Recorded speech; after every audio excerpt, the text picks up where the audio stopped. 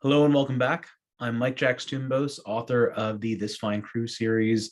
I'm also first place winner of the Writers of the Future contest 2021, as well as published in a handful of other anthologies, including Galactic Stew from Zombies Need Brains. Today, we're going to be reading a little bit more of The Signal Out of Space, book one of This Fine Crew. If you have not had a chance to listen to the prologue yet, go ahead and click on the link. I'm going to go ahead and post it somewhere on the screen. That way you can go ahead and listen to that one first. And this time we're going to jump into chapter one. So previously, when we were talking about This Fine Crew, you got a very brief introduction to the four main characters. This Fine Crew is a space opera series that is told from the point of view of four species, one of whom is human, and the other three are different alien species. Last time, we actually got the scene that is on the front cover. So this moment when the Red Train vehicle, also known as RTV, is going to run into a little bit of a disaster that can start the ball rolling. But weirdly enough, that's not the chronological beginning of the story. That was 4 days into the students' training, and so we're going to take it back a little ways, including let's say, a cheeky note about when this takes place. This is from one of the alien personalities. This is from Paul Newman. Chapter 1, Paul Newman. Several days earlier, in a system quite far away. Mother's gaze filled the cavern. The sweep and scope of what she could feel, hear, and smell radiated along each of the tunnels. She scented of the planet's native tea flower, as well as the protective fluids that surrounded the blind larvae, a scent I have often found comforting. Jaiku, she began, addressing me with the word she would use for any of her children, but with a mental connection that meant it was certain she was speaking to me. Do you know why I have summoned you?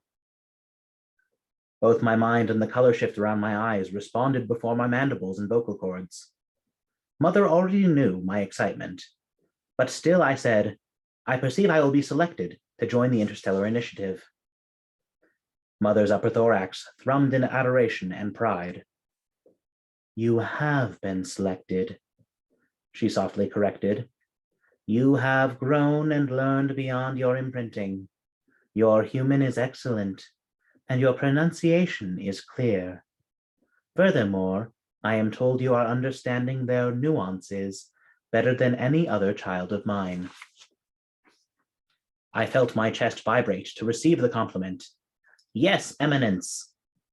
I resisted the urge to say thank you, as a human would, or to commend my tutors. Instead, I said, I will positively represent the family. Mother's eye chrome shifted, not to scolding, but something serious nonetheless. No, Jaiku, you represent our species, as does every other worker selected for the Interstellar Initiative. I understood, and did not want to question this. First duty was, after all, first duty. Although I was bred and incubated as a free mind, Mother could naturally hear my moods and my thoughts, and she sought to educate me. I felt the gravity of one final lesson before I would travel incalculables away. When you ride to the human system, she said, to their academy, and then to any stars beyond, you will have to see yourself as two people, as two minds. Much like your queen is herself and her family, you must be one of them, without forgetting that you are one of us. Your imprinting has helped you to learn their language, to appreciate their scent, to handle their environment tolerances. Your training has taken you further. I agreed. I interpreted all as positive. Everyone has a role, Jaiku, because everyone has a different ability and can hone different skills. You are of me, but you can do something I cannot. I felt my eyes grow colder in wonder, my antennae arched in expectation. Mother did not keep me in suspense, as the humans say. You have demonstrated an ability to love the human people, not mere intrigue, but a love similar to that you have for your own family. This is a great asset, and you shall nurture it. But do not forget that you are one of us. Your first duty is to the safety of our people, to this hive, to your queen.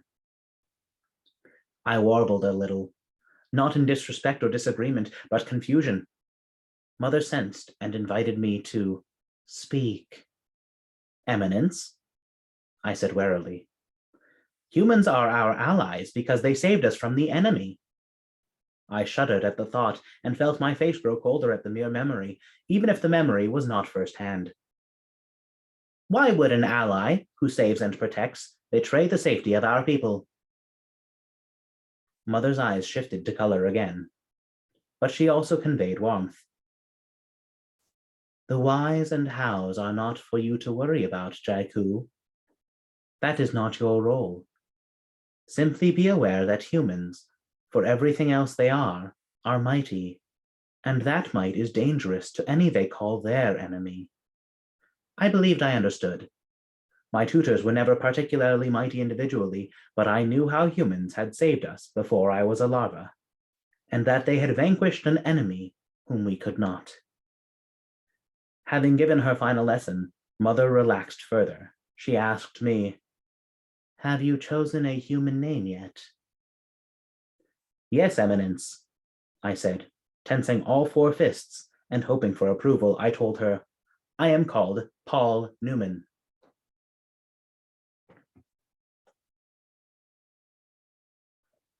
I was once told at a reading event that when there's a scene break inside a chapter, it's always good to have a water bottle, or in this case, a can of, guava sparkling water on hand, that we can get a nice break before popping back in. I know I've kind of paused the flow in order to do that. We can consider that a mini commercial. All right, scene break over. Geeky, I said, verbally and without the use of hindbrain connection. You are supposed to say congratulations. My winged companion, who stood a few human centimeters taller than me, regarded me with green eye chrome, minor annoyance. Paul Newman, I do not understand why I should congratulate you, that you are fulfilling the expectations of your imprinting. I could not argue with her on that point. In many ways, my path to the Interstellar Initiative and the Academy on the planet Mars Human was pre-selected by my incubation imprint. I could also acknowledge that she, the more medically trained of us, had both of her hands occupied while all four of mine remained idle and was working on an urgent schedule. Still, I prompted her, saying, "It is a common human convention, and we are practicing speaking human." My antennae lowered in subservience. I added, "Also, I congratulated you." She paused to regard me, and I could feel her tamping down the annoyance. Then congratulations, Paul Newman. Soon to be Green Cadet Paul Newman of the Interstellar Initiative. How was my inflection for compliments?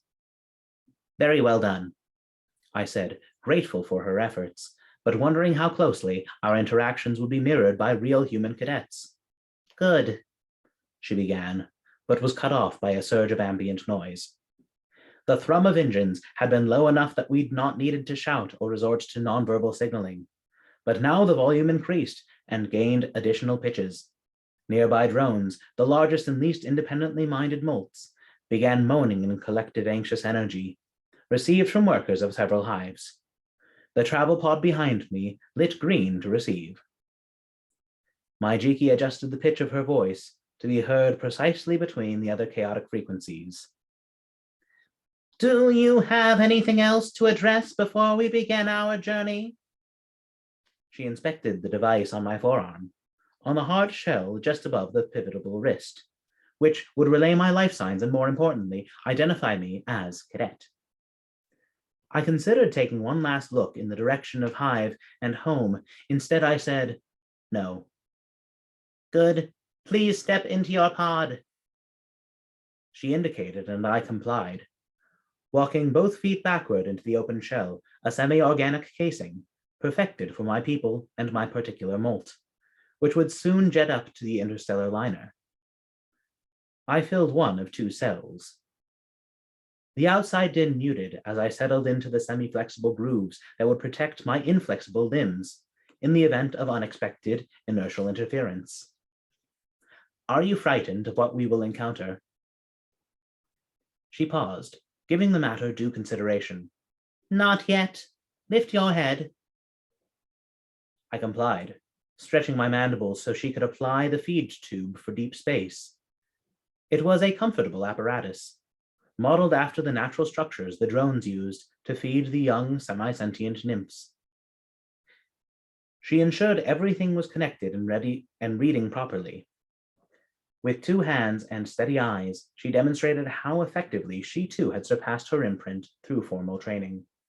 I was proud of my kinsmolt, one of my closest connections, who was both hatched and incubated in the same generation as I.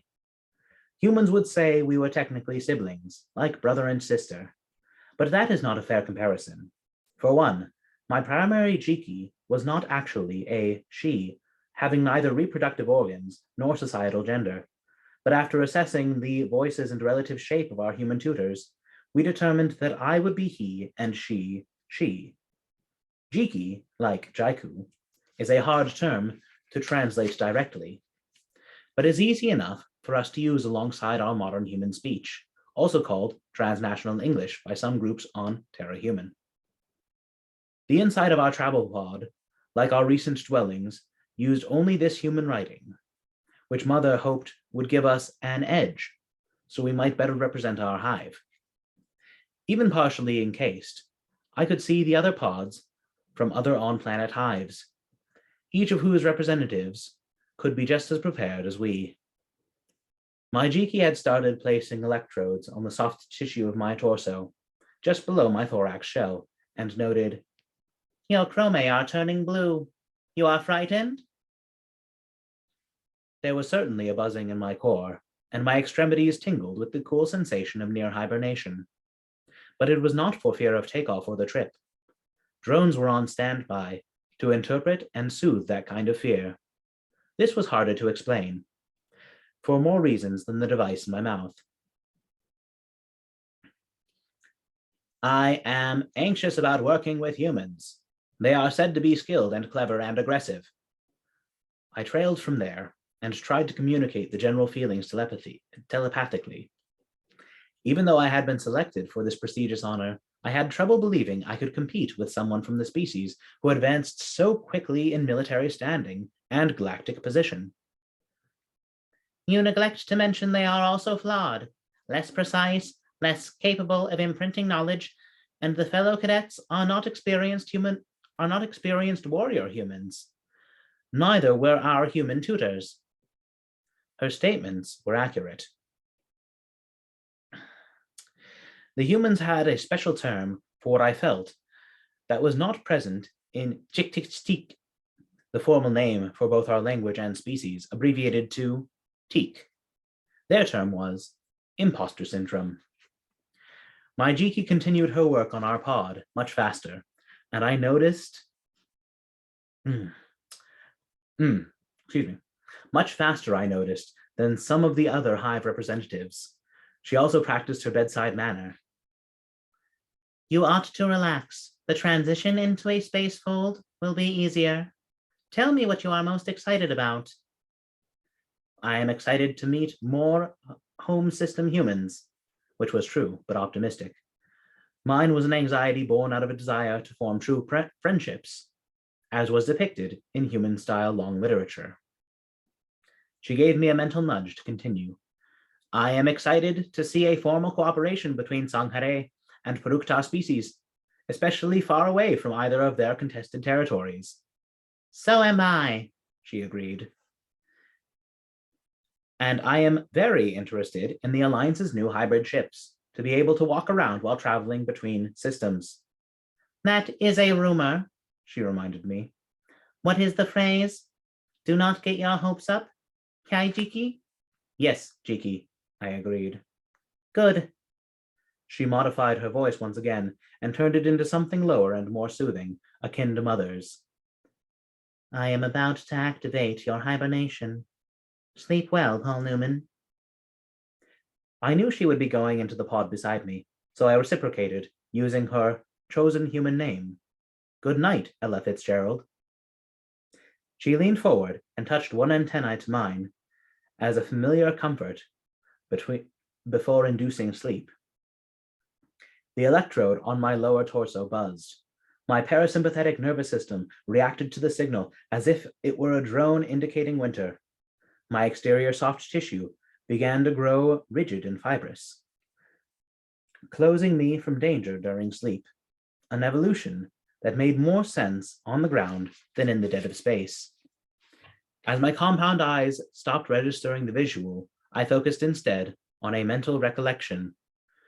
A simulation shown to all prospective cadets. It portrayed a crew composed of bipedal humans, large and furry Prukta, and long-tailed Sanghari. The next time I woke, I would be among them, more species than I had ever encountered in one place. That is the end of chapter 1. You have now met Paul Newman, the Teak. If you're curious about what the Teak look like more officially than what you got from that one, there are some concept sketches available that I believe are live linked to my website, so you can check that one out. Hopefully you enjoyed this chapter. We're going to see if we can get some more introductions to the characters, particularly to the other two species. Once again, if you missed the prologue and wanted to listen to that one, go back and check it out. If you want to continue on from here and hear the next chapters, if I've gone ahead and recorded another chapter, I will post a button somewhere that you can click. Otherwise, if you're curious and want to jump in at your own pace without waiting for the couple more preview installments that I'm going to create, go ahead and get your copy of the book. They are available on Amazon, books 1 and 2, and book 3, Seed in the Sky, is coming out March 4th. All right. Thank you all for attending today's reading. Have a good one.